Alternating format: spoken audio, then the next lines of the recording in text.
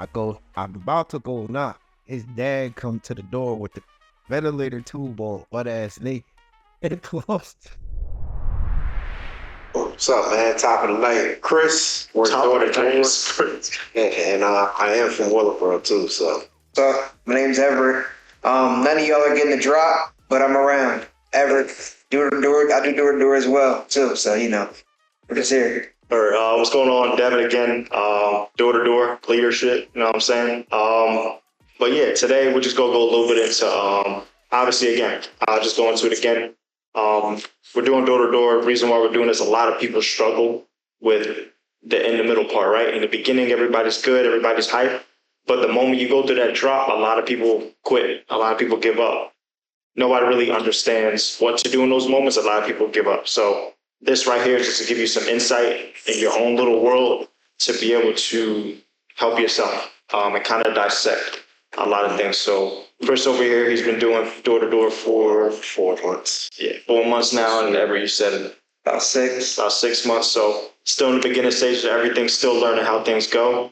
They're nasty at it, but because they learn from the best. Now let me stop. But they're nasty at what they do. They're getting better every day.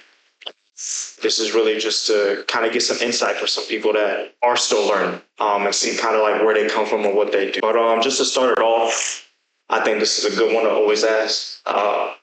So you've been here 4 months. What's the funniest moment you had yet in door to door?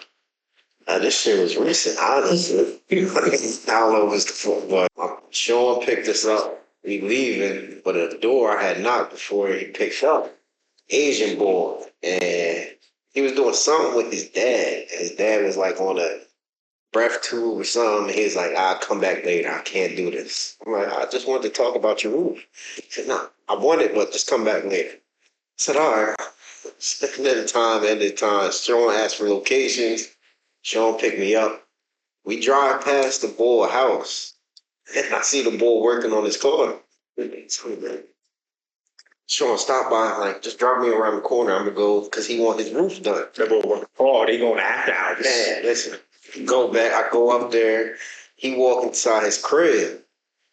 I'm about to go knock. His dad come to the door with the ventilator tube on, butt ass naked, and closed. Man. Oh yeah, he wasn't going for nothing. He said, nah, I ain't taking no roof. Well, boy, That shit was crazy. I want to say something wild. All right, so you saw butt naked on month 4. Love that. 5 motherfuckers that answer the door with no clothes on, just drawers. Y'all gotta stop doing it. You saying y'all like homeowners, stop doing it. open the door butt ass. I had an Asian dude one time. It's crazy. Now we're thinking it was an Asian dude too. You know the stereotype? With Asians, like you say. Well, you know the stereotype, right? Yeah. Trippy. They don't have to. I said I wasn't going to say it. Here you go. No, I didn't. This is okay. I'll go to the door. This dude, I still remember to this day, he had turquoise drawers. Drunk as hell. This is in Piscataway. He was drunk. Came outside drunk. And this man comes outside. He's like, what you need? I'm like, oh, no. He came outside. My shit was hard, bro. Shit was down his. I was like, oh, your shit big too? I said, I'm all fucked up. Whoa, Dad, what you mean? It broke the stereotype. I was flabbergasted.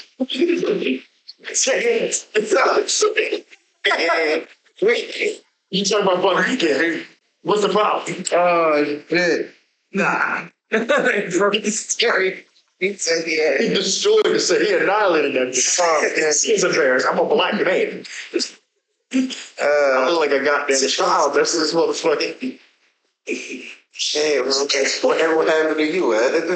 I just got a couple, homeowners. Nothing crazy like that.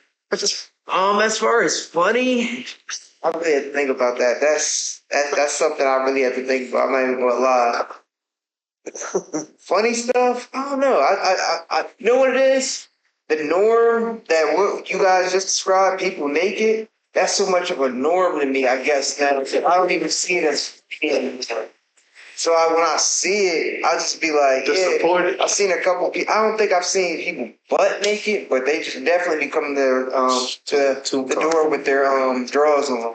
So yeah, I would just say that for now. But if something else comes more crazier than that, I mean, I'm not gonna lie. It'll be like one of our reps. I'm not even gonna lie. It don't even be one of our reps. Yeah. Well, you gotta do it. Don't say no names. Don't say no names. I'm not gonna say no names. I'm not gonna say no names. So we had somebody walks around. Retention. Come in. Retention. Yeah. Retention. And then you know, but he smokes like a cigarette and everything.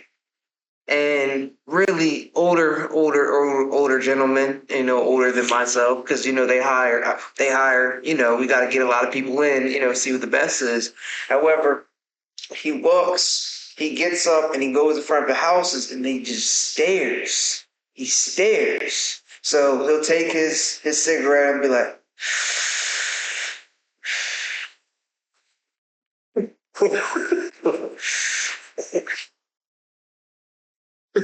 Don't forget the trench coat, man.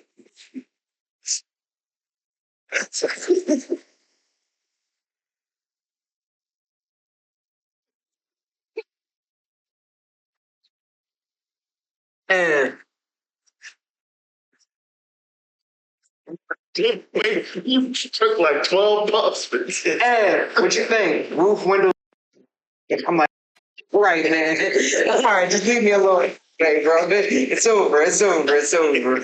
And I've lost sets behind this.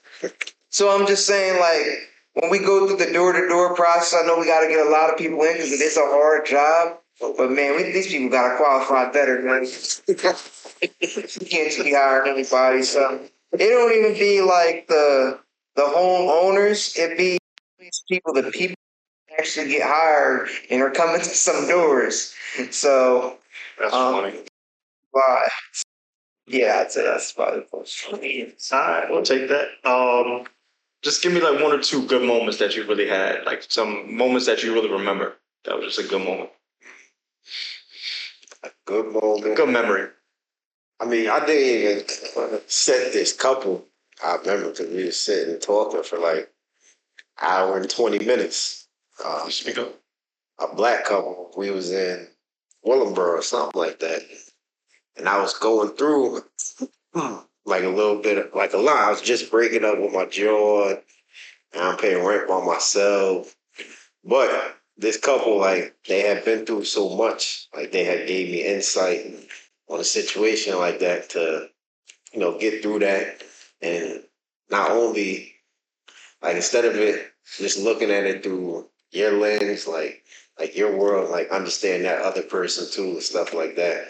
And just like on life, like we was just chopping it up for like an hour and 20 minutes. But I'll never forget that couple. That was a great experience with them. That's fine. So you wasn't working for an hour and 20 minutes? Man, listen, just clear. But that's one I can remember off the top right now. Still wrong. Hey, what you got? As far as for me, I met this one guy, black guy too. I met this guy, black guy. I knocked on it so crazy because I knocked on his door and he came out rough, like, what do you want, man? Nah, we don't need anything. We don't need I just kept going.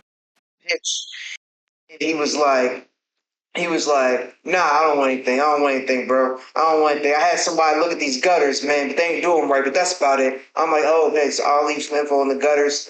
And we get all the way, I finally get him all the way to, like, info taking, but he didn't want to give his wife's name. And then I was like, yeah, I'm not giving you your wife's name, man, so you get over. But, come inside. You want a drink real quick? I sit here, all right, bro. You're not even about to set my appointment, but you asked me for a drink. I'm like, all right, bro, I'll come in. So you was drinking on the job. All right, cool. Pepsi. But I came in his house. He was telling me like how him and his son does like this mentorship for like business and everything. And his son has like this mentorship like down in California and everything like that. So I was over his house for we were talking for 45 minutes, bro. And we didn't got off everything because he wouldn't even give me his wife's name. But it was just so crazy to find out. He actually what are you doing? What do you like to do? Man, if you're ever in the area, you come back around. And but all this time, he was talking around it, but he was like, you know what, man? Fuck it. My wife's name is such and such. So he gave me his wife's name and everything. Right. And I had, because he got killed at first, because he didn't want to give his wife's name. And then we reset it because he ended up coming off his wife's name. And it was so crazy. He didn't even want anything. He didn't even want me to knock on his door. He ended up inviting me in. And the job actually sold as well, too. He got siding and gutters. So I think for that experience, a lot of people, they just want to, they don't want to feel sold. You want to actually have a genuine connection and talk to people.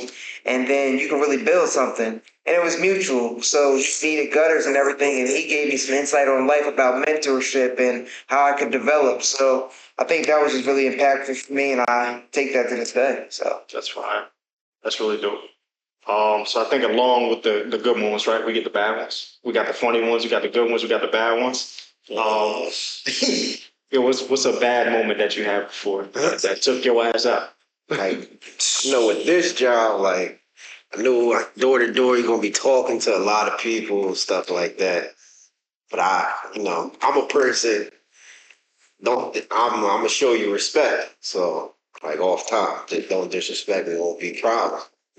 This old guy, man, I forgot what neighborhood we was in, but I guess he was registered, no solicitation, but he ain't had a thing on his. No, he ain't had no soliciting sticker or whatever. So I'm talking to him. He had an old Ferrari, and then I'm pitching him in the drawing. He's just shaking his head like he heard this before. I'm like, what's going on, man? He's like, nah, nothing. I'm just registered with township. So I heard what you said, but you could leave. I said, oh, okay.